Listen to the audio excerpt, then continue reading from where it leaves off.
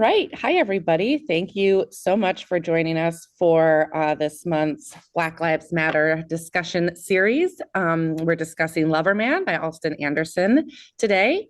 And I do like to just have us go around and say who we are and kind of our role at the library for anyone listening so that they can just kind of familiarize themselves with our voices and what we do. So I'll start.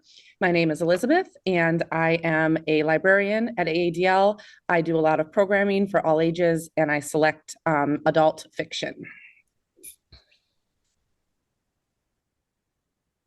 I'll go ahead. I'm Beth. I'm part of the outreach team, and so we also facilitate the Library for the Blind and Print Disabled. My name's Marissa, and I work with Beth in the outreach department. I'm Christopher. I work in the youth department, doing a lot of story times and other all ages programming. My name is Jacob, and I'm also a member of the outreach team. I'm Emily. I am a librarian at AADL. I mostly select kids fiction, but do programming for adults. I'm Lucy. I am a library tech in the youth department, like Christopher, and I do a lot of programming for all ages.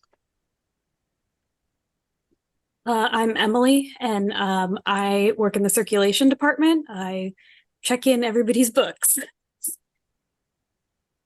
Awesome. Thanks, everybody. So as I mentioned, today we are discussing the book Loverman. And I'm going to just talk for a couple minutes, just giving a kind of overview and then a little bit of a bio of the author, Alston Anderson, because it's kind of he had an interesting story, and then we'll jump into the discussion. So basically, Loverman is a compilation of short stories set in mostly the North Carolina of Anderson's youth. It's kind of focused on people who maybe live a little more on the fringes of society, and also focuses a lot on the cost of white supremacy. It was originally published in 1958, but it remained out of print since its first publication. And it was just this year in February that the first reprint was issued by Simon & Schuster. So that kind of gave modern readers the chance to engage with Anderson's work. And so I just wanted to talk a little bit about Alston Anderson. As I said, his story is pretty interesting. It's also pretty sad. So he was born in Panama to Jamaican parents, and then his family moved to North Carolina when he was young. He served in the Army during World War II, and then he later traveled all over the world pursuing his kind of educational interests. He wrote only one other book besides Loverman. It was called All God's Children, and I was kind of reading about it, and it was described in several places as a critical and commercial failure. And basically after that, really, we don't know very much about the second half of his life. He kind of fell off the map, but he did live until 2008. So that's pretty interesting. He seemed like he had some personal troubles, maybe some alcoholism, money issues, and he had a kind of lifelong dislike of authority and tended to use pretty harsh language. So it often caused problems for him, and he had to move around. From about 1970 onward, there's hardly any information about him, and we only know that he passed away because of hospital records in New York, and then no one claimed his remains, so the government buried him in what's called a potter's field on Hart Island. And that's where he would have remained buried. But then there was a program that tracks down the remains of veterans that have no family and gives them proper military burials. So he was actually reburied in 2011 at the National Cemetery on Long Island. So that's kind of his interesting life trajectory. And Loverman, like I said, was just republished this year, and so we get to discuss it today. So I'm excited to dive in. And I just wanted to start with kind of, I have some specific questions, but I wanted to open by asking folks just kind of first impressions as you read the first few stories and got into the book, what you were thinking.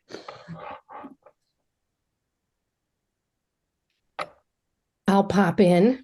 Because, well, what I was thinking, I checked it out several months ago. It was summertime and it's fall now. And it was my impression was that there were some of the stories that I would have liked them to go further.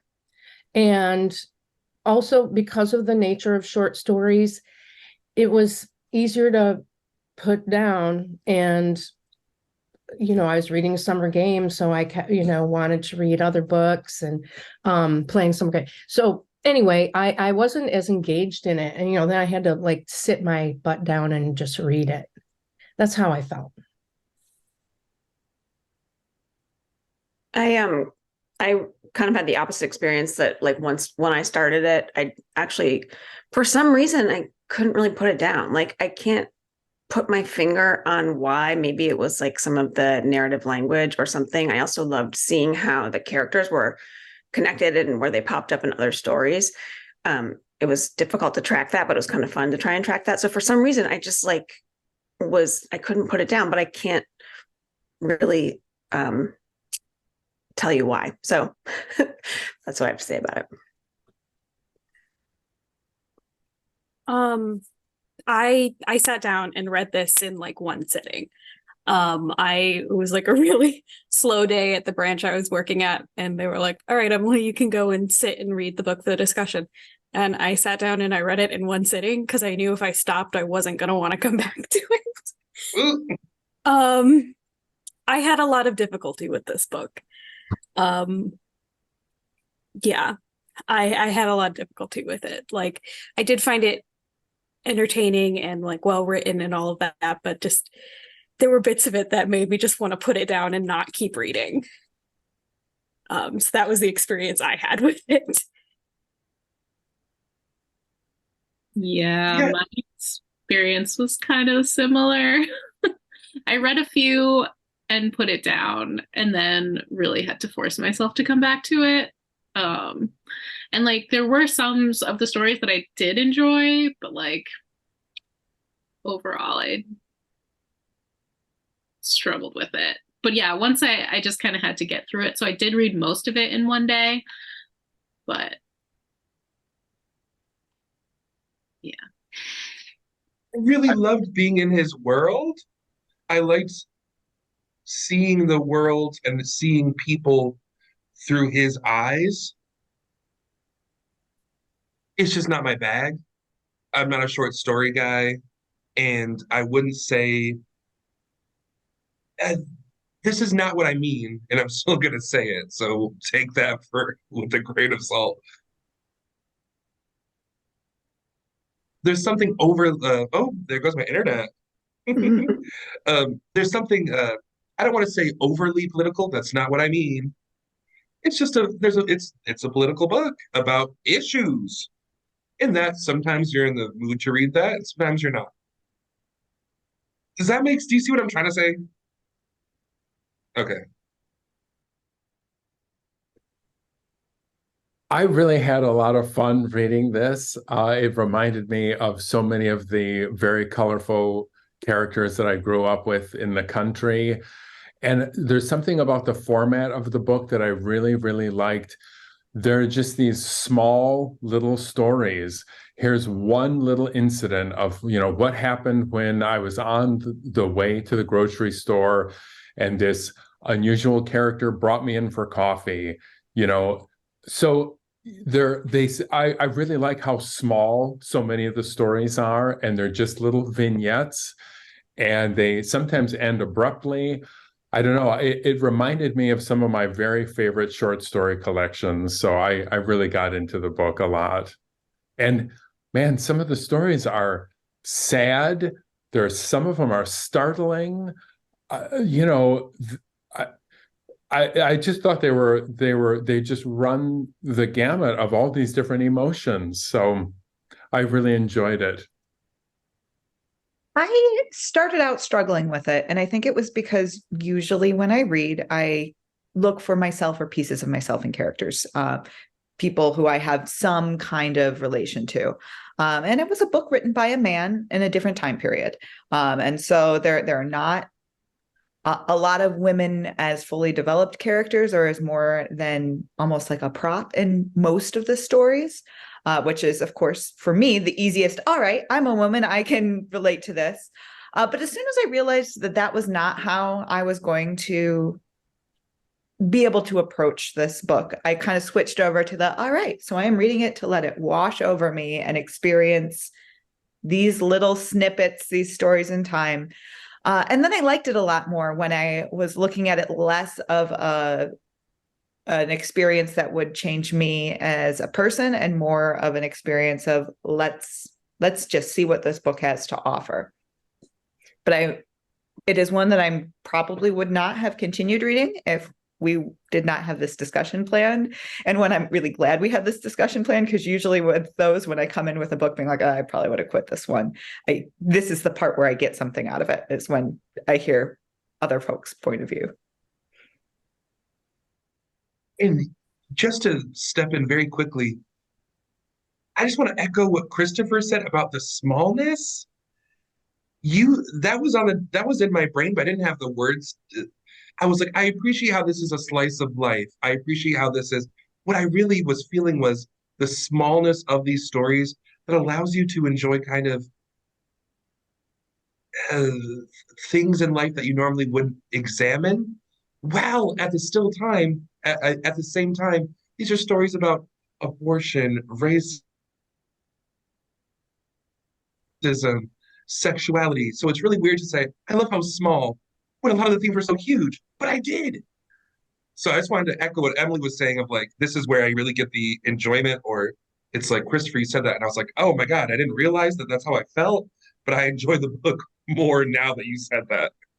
I think when I think about the parts of the book that I did like, it is that like those like small things where you're meeting like the fun characters or like the people that are just like around. Like there was one story where he goes into the old dude's house, the dude that he like is always like the town weirdo or something. I can't remember it exactly, and I don't have my copy of the book, but I did enjoy those bits of it. I think I was sort of on the same page as like other Emily with the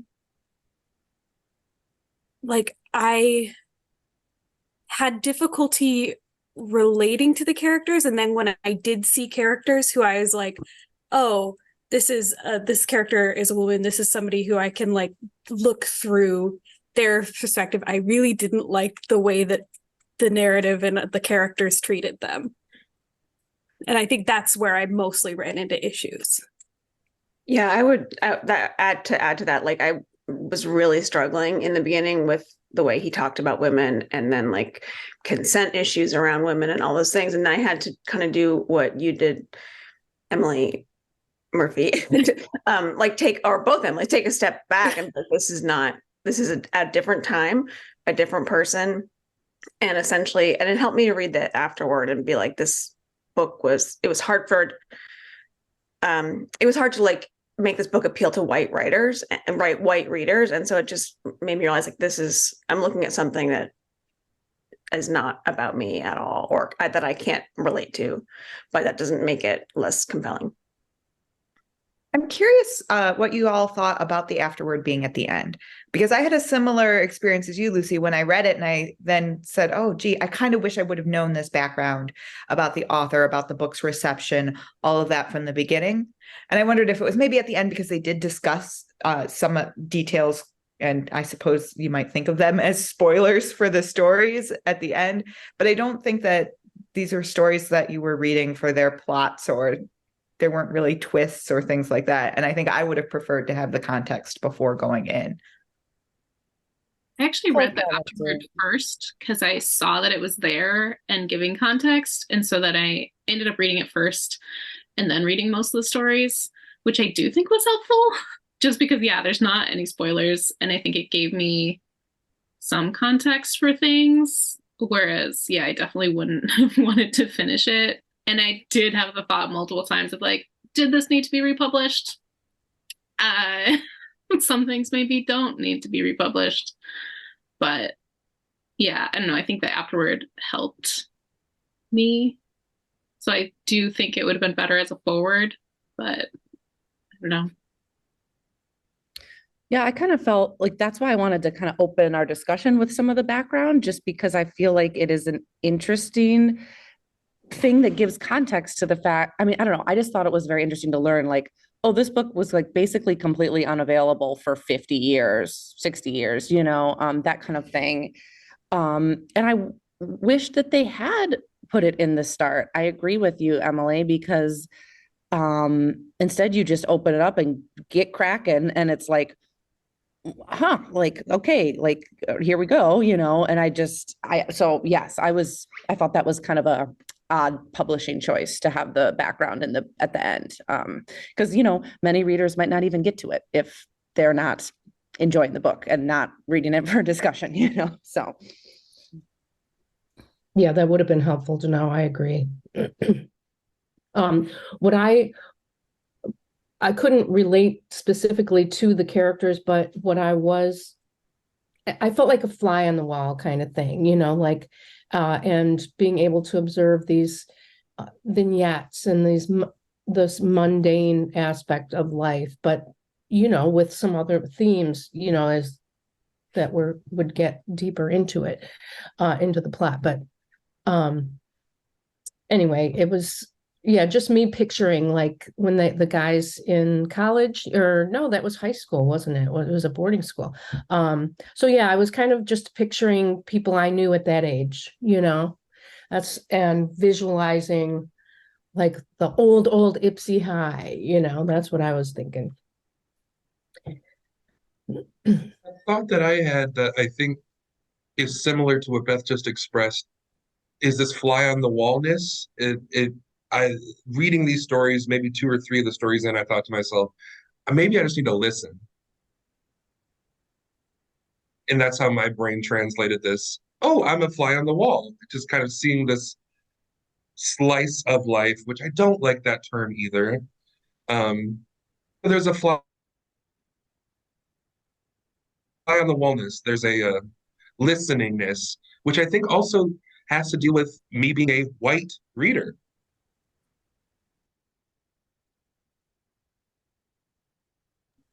Well, I think many of the characters that we read about kind of objectively perhaps act in poor, like bad ways, right? They commit crimes, they treat women poorly, there's just kind of regardless of, how you feel about morality, it's kind of, there's some objective like bad actions.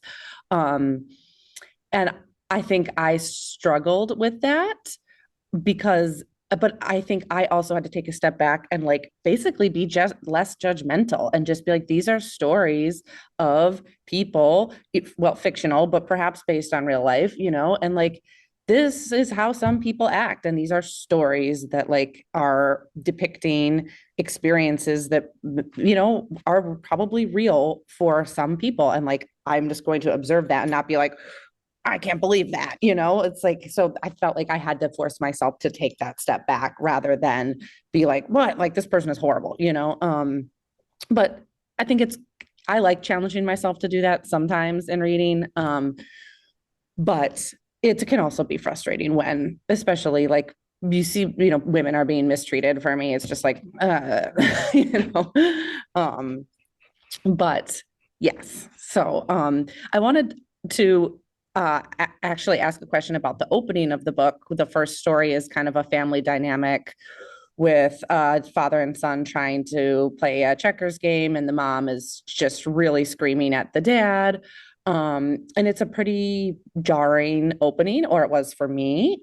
And I kind of wanted to ask people what they thought about that opening story and how it maybe set up your expectations for the rest of the book or changed what you thought you were going to read or stuff like that. Because for me, it definitely did affect like, oh, okay. Like, all right, it's not probably going to be a fun read. So just wanted to kind of talk about that opening. Yeah, I had the same reaction to it. It was very much, oh, if I were not reading this for work, I'd be done right now. I did not. I kind of, with these books, I frequently go into them not knowing anything about the book. And so I was not really aware that it was a collection of short stories. So when we then moved on to the second story, which was centered on two kids, I felt a physical sense of relief. Okay, it was not a happy story either, but it was that family dynamic where just seemed terrible for all four parties involved in it, and they all seemed like they were just having a real terrible time. It was very jarring, and I also did not like how one-sided the mother character was written. I thought it was interesting because the characters sometimes show up in other stories, and that the father showed up with a very different kind of view in one of the later stories. It kind of gave me perspective back on the first story, about why perhaps the mother was so concerned about everything that the father was and wasn't doing for the household. But I don't know, it was harsh.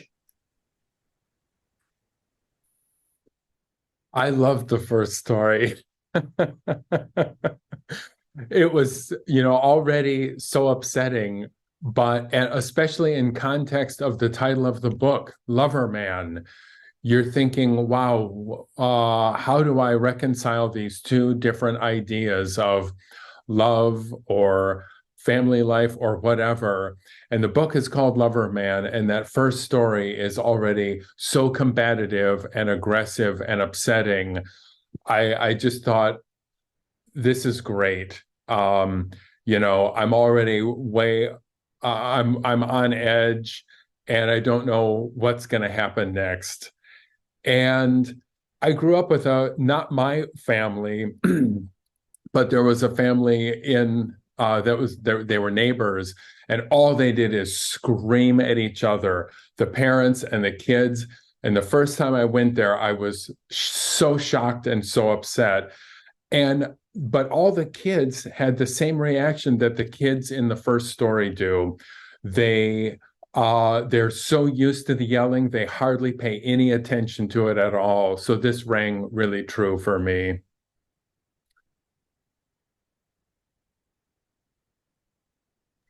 I read that story twice, actually, because the first time I read it, I was like, oh my God, the mother comes across as so harsh, and it seems like all the yelling is done by her, and it feels almost unbearable.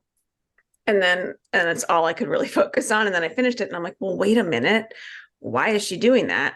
And then I read it again and I'm like, well, no wonder. I mean, they don't listen to her. They don't do anything she asks. They totally ignore her.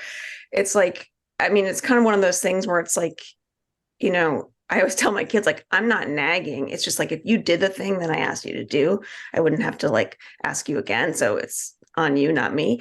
And that's like a very different situation. But, it was interesting to look at it, try to look at it from both sides. It just was an interesting exercise. I had a similar experience. Once I was able to kind of move past the aesthetic annoyance of that character, I kind of got pouty and I was like, why? Oh, another nagging mother woman. That's terrible. And then I was like, or maybe the progressive thing truly would be let women be terrible. Like, is it really? It's pretty. It's true to some life experience. It's not let her be a nagging woman, but she was being so nagging because they were playing the family was playing mental checkers with each other. You know what I'm saying? Like, that was the checkerboard, is how they treat each other. And she wasn't being treated nice. She was getting kinged and dunked on basically all the time. But that's my rambling thought. I can't do these at 9 a.m. The coffee's too strong. My words fail me. I got to do the 5 p.m. ones. Well, for me, it's just, it was so long ago that I read, especially the first one, because then I had a, hiatus for a week or so. But and then I renewed it a few times too. So yeah, I don't remember all the minutia of that particular story, but I just remember, yeah, just some of the other ones where they were going to the edge, like assault and um uh especially though the guys in the high school, for some reason they resonated with me. I think just because there was a lot more banter maybe with them. I don't know. Just my thoughts. I think the mom from the beginning is really interesting, because I think later in the book there's a story that I think, if I'm doing my connecting characters from different stories correctly, she's one of the only like women who gets to have like a story that's like from her perspective in the later book. I don't know if it's how much later it is, but after the first one. And I just thought that it was interesting that we did get to see a little bit more into her mind and what she's thinking, and like, I don't know, I just think that it's interesting that we get to see from her perspective. I found that the first story really, I didn't find it as upsetting. I don't know, it's been a minute since I've read it, so I'm not remembering everything, but it doesn't jump out of me as one of the like upsetting ones. It jumped out to me as like just a depiction of what these characters are used to and setting the tone for the rest of the book and the rest of the interactions that like these characters were going to have. So that's sort of why I found it useful, or I found it interesting. Emily, is that the story of the woman on the train who was kind of fantasizing about a way that her life could go? Yeah, I think so. Unless I'm messing up my connections. Even if you're messing it up, that's an interesting way to frame it. I did not put that together, but that easily could have been me missing something. And I like that interpretation, that it is that same woman perhaps earlier in her life, because that story was it felt different to me. And maybe it only felt different to me because it's one of the rare times where we get into a woman's head. But I think about, when I was in high school, and I would imagine like, well, what if my life went this way? And especially being kind of trapped on transit does give your brain that chance to go in another direction. And I found that story kind of a bit of a breath of fresh air compared to some of the other bits of the book. But I really like that perspective of trying to see, okay, if that's the same woman in the first story, how did she get from one to the other? I don't know. I may reread it now, which I never thought I would say about one of these. And I won't reread the whole book, but I may reread that story to get that perspective. I found it interesting because even like in her like this story where it's talking about her wondering how her life would go differently, the only thing that she would ever do is just fantasize about it. She's not going to go out and actually sleep with the man on the train. She's just going to fantasize about, oh, what would that be like? And I know the ending of that one's kind of ambiguous. When I was like looking it up a little bit, they're like, oh, we don't know if she did or she didn't. I was like, I did not think she did for 1 second. Whereas you get stories with the husband of that woman later, who's just sleeping with the girl who is his son's like fake mom at school. It was, I don't know. It was a lot, but yeah, I enjoyed that story. She uses her name in that it is the mom, because she refers to herself as Mary Jane Jessup. And I liked that story too. And I think like in the end, I was confused because I read that same part about like, did it not happen or did it really happen? But what I read that is like they shared a glance, like that really happened. But the rest of it obviously did not happen. But it's interesting to me too that it could be like read in so many different ways.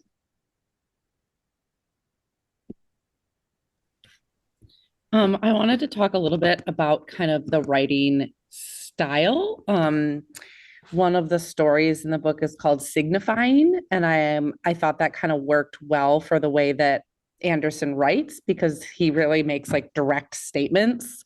But usually it's more subtle. There's implication, as we kind of just talked about with that story, that leaves some things up to interpretation by the reader, or, you have to kind of imagine different perspectives. And I thought that was interesting. And even some of the stories, I found it, I had to reread to actually kind of develop my own interpretation of what happened. Cause I'm like, wait a second, like what is he saying, or what actually like transpired here. So I just wanted to talk a little bit about the writing style, and how that, I don't know what you all thought of it, or how it affected your reading, or, any thoughts you had.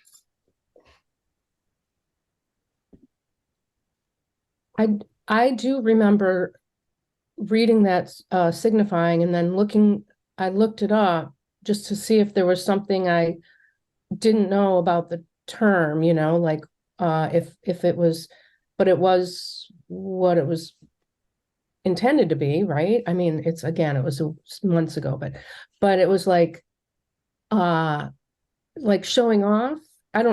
Is that what I don't even remember now what the way they were using it, but what I looked up, I don't know. I just remember wanting to clarify how it's being used.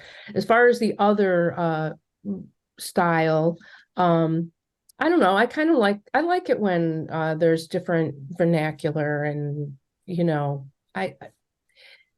it gives you the obvious way that they're talking, instead of like putting in like your own interpretation of when, you know what I mean, when it's not laid out for you. So I do like that.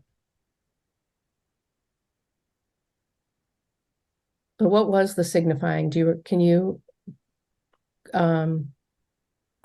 I guess my interpretation of just was like kind of like giving implication rather than like explicitly stating. Yes. Okay. And I felt like that kind of was like sort of like the whole book was like implying different things, like in the first story, implying like, oh, the mom is a nag and like this poor family, but then later you find out, oh well, there's so just kind of more of the, I guess, implications.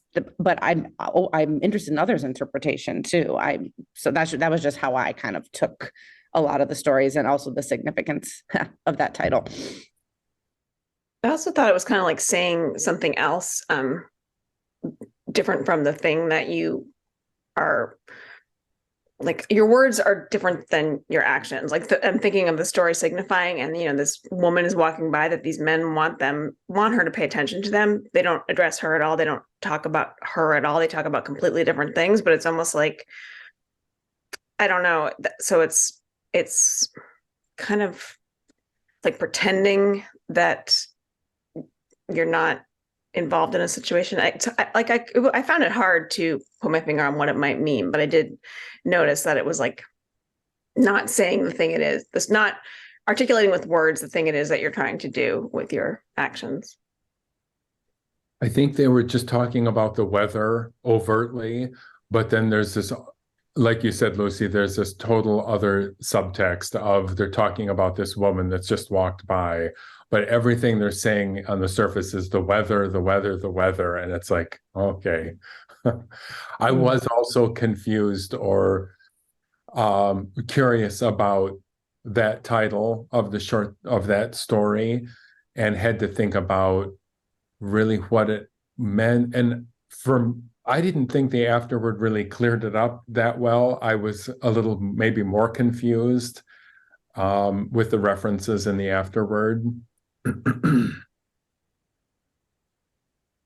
There's kind of a thread in this book about language and like what people are really talking about, like not only in that story, but then in like the one with the German dog, how he's having this whole conversation with this German man and he doesn't speak German and the German kind of speaks some English, and like they're kind of just talking anyway. And then in the other story with the two friends, the guy from New York and the heroine, and he goes to New York and the guy's using a lot of slang and like he doesn't know what the guy's talking about. I don't know. There were a lot of parts in this book where I was like, I have no idea what's going on, but also like, I'm not going to worry about it too much. Like, I'll figure it out. And I feel like that's kind of how the characters kind of went through too, where there was a lot of communication happening, but like, is anybody actually communicating? What is even happening? Do they get it? Do they know what they're talking about? Kind of just like floating on through anyway, where I think the character in the New York drug one, he kind of is like, yeah, I don't know what this guy's talking about, but we'll figure it out. We'll just go with the flow and hang out and have a good time and get high. So I had to let go too. I was like, it doesn't matter if I know what's going on, really. That's interesting. Oh, I'm sorry. I can relate to that at that concept as I was reading it, but yeah. I hadn't thought about that so much, Marissa, but there's another story in the book that the two characters are speaking and one of them keeps saying, huh, what was that? And finally the one person says, what, are you deaf? But it keeps happening over and over and over again. So I think that's an interesting theme that you pulled out.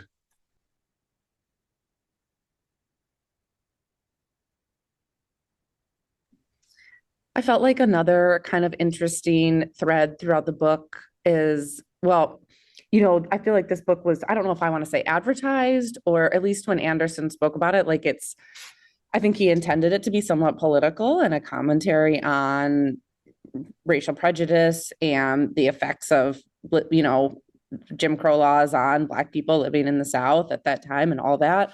But most of the characters are not political, and most of the characters in fact almost seem to avoid politics. It's basically like they don't even seem necessarily like interested in civil rights. And actually I read something about the book where the characters were described as existing outside of any culturally approved image. And I thought that was kind of interesting too, that despite even the author himself saying that this was like a political book, none of the characters were really written that way, and it didn't touch on any kind of protest or civil rights action or anything. And I wondered on people's thoughts about that. I thought what you just described, I had not considered. In my immediate reaction to that thought is that's truer to life than I think a lot of people would like to admit. It makes me think of that scary statistic of how many people actually go vote. It's like 52% of people actually vote. I think a lot of people exist and live, and their lives are not this huge political act. And I think that quite often, white people want to make the lives of others political. And I didn't appreciate how this book violently pushes back against that.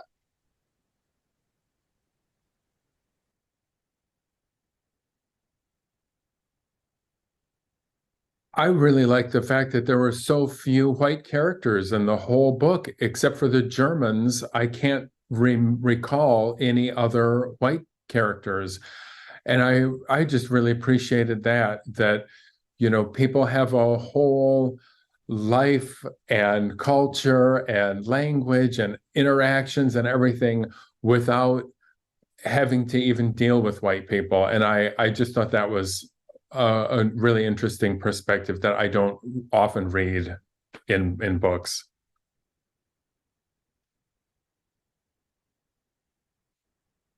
Yeah, I also noticed, I think there were some police officers who were white too. So it's interesting to think about who the white characters were at all in the book. And they weren't like, they were kind of part of the background. I mean, they weren't like characters in the story. So, but yeah, I noticed that too, that there were only pretty much Black characters in the book.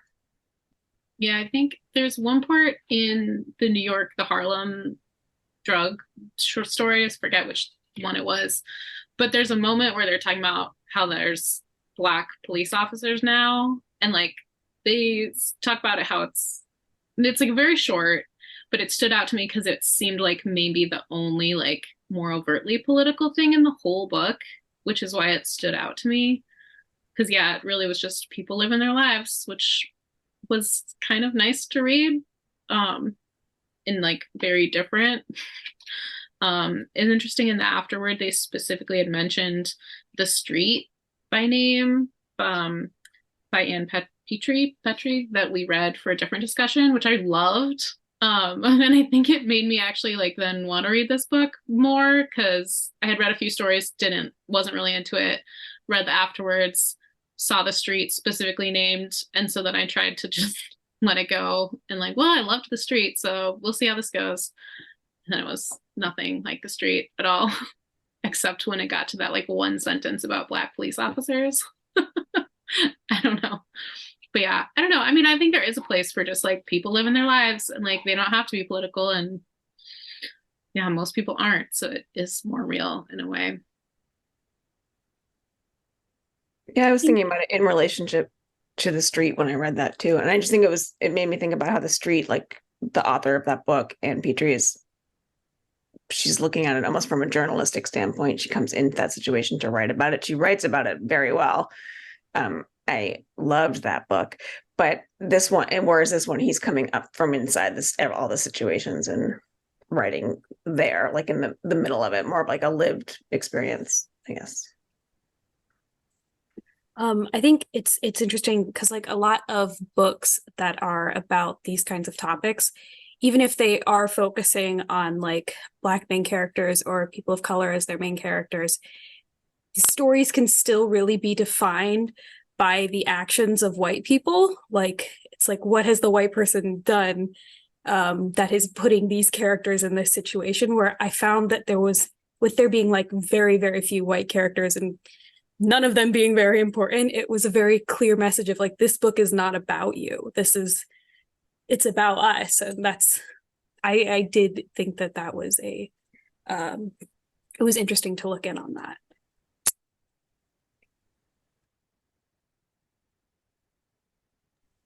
I think I agree too with what several folks said of just like, I think it's almost important in some ways to, especially for white readers, to be reminded of that, like, you know, like Black people in the 1950s in the South were also living like full lives, and it's like not just like a full, protesting, like they were living. And like that's, I think, sometimes something that's easy to forget, like Emily mentioned, with like framing it in the context of like reactions to white people or reactions to like experiences that you have based on like what white people are doing. And I think it's almost, even though many of these stories were difficult, and some of these folks' lives were not necessarily like did not seem particularly happy, like I think it's just a good for white readers to remember that sometimes. So I appreciated that from this book, just the lack of white characters, and also just the lack of, just the descriptions of lives that weren't in relation to interactions with white people. So we are we're nearing the close of our discussion time. And I guess if people feel comfortable, my ending question was going to be what you thought about the republication of this book. If you, but just kind of what you thought about Simon & Schuster's choice to republish it and to put it back out into the world, and if you would recommend it. And I just kind of thinking about that, because I think it is interesting that it was really out of print and essentially inaccessible for so long.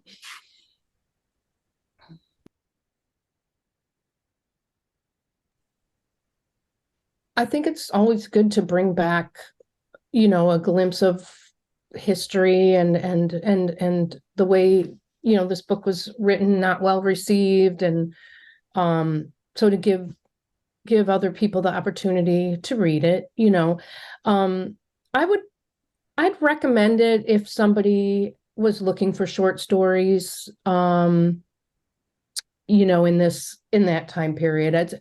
It's not one that I would probably throw on, add to an order, say, we do that a lot for, I don't think I would do that on behalf of someone listening to books, let's say.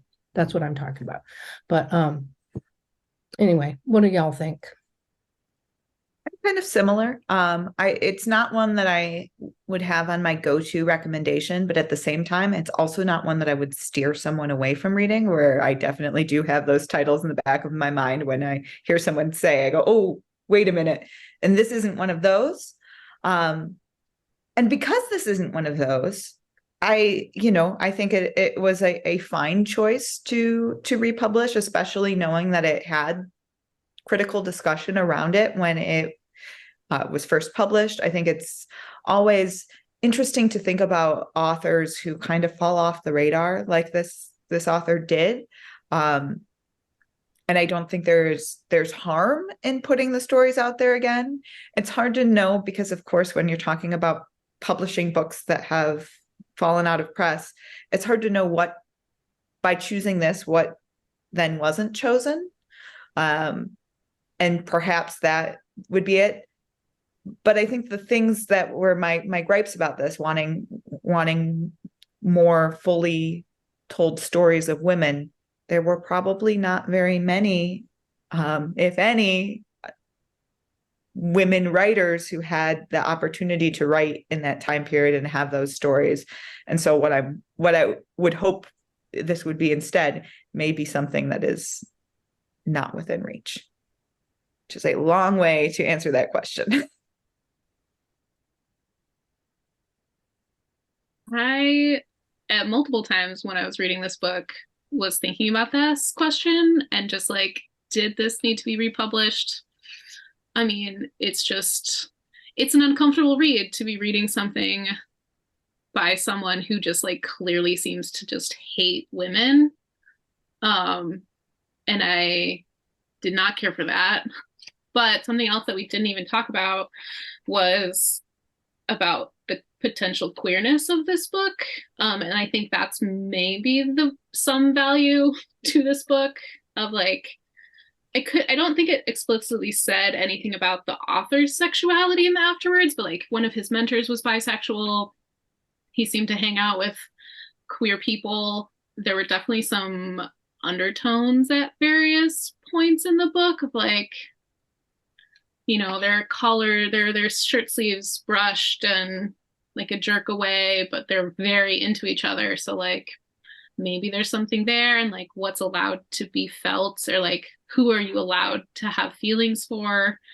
I mean, again, the story of New York, which was not my favorite story, but I've brought it up like 3 times now, so maybe it was. He goes to New York to find his friend, and like at one point says like, I think it was maybe when he was in his house where it was like, I would love him to never leave or something along those lines. And it's like, that's a little something. And like, there's so few books from this time period related to like Black queer sexuality. And so like, there's maybe some value there, despite its dripping misogyny. But I wouldn't necessarily recommend it, but it definitely has a place.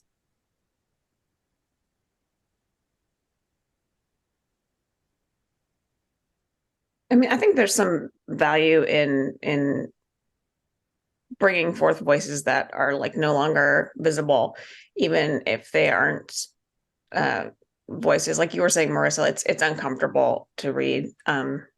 So even if they're not voices that you agree with or can tolerate, it just, I don't know. I think it's valuable that they republished it.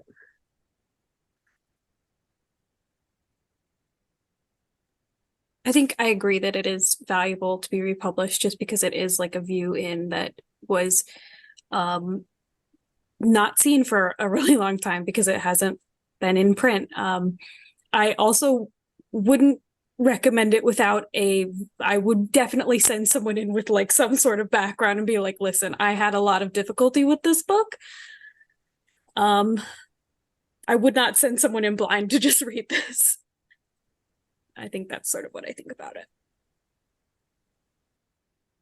And I think there's value in like having this be available for people to make their own, form their own opinions about, right? It is like a Black author from a certain time period, potentially a queer Black author, and like some of these stories were controversial when it was first published and are controversial now. And I think it's useful to have this kind of unique voice and these stories available to read. Though, like, for me, I'm not sure in like 6 months from now that I'm going to look back and feel that I like deeply benefited from reading this personally. But I think it's good for other people to like be able to decide that for themselves. I mean, there's very few books that I feel like should be like unavailable unless they're like, there's something deeply problematic or wrong with them. But there's an argument that this is deeply problematic, right? Because there's a lot of difficult scenes. So I think, anyway, there's lots to think about. And I think any book that generates discussion is maybe worthwhile being out there. But we often talk about, would you read other works by this author? But you can't. So I won't ask that. But I did want to thank everyone for joining us today in this discussion. I know this was for some a challenging read, so I appreciate everyone pushing through and bringing such thoughtful conversation today. And for our viewers, thank you for watching. And we will continue to have our Black Lives Matter discussions. I'm not sure, I'm going to actually look really quick to see what one is next so I can mention it. Next, we'll be discussing What the Fireflies Knew. So that is on the docket next. And thanks everyone for joining us today.